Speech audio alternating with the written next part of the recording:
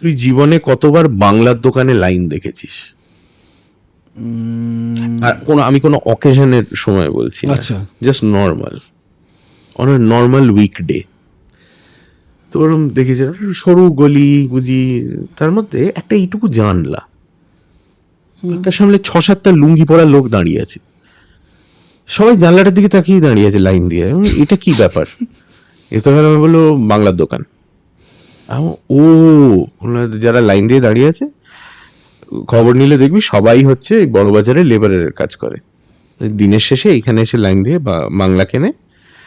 তারপর বললো এখানে কাছেই একটা সিনেমা হল আছে যেখানে শুধু ভোজপুরি সিনেমা হয়, ওদের অডিয়েন্স হচ্ছে কিন্তু এটা।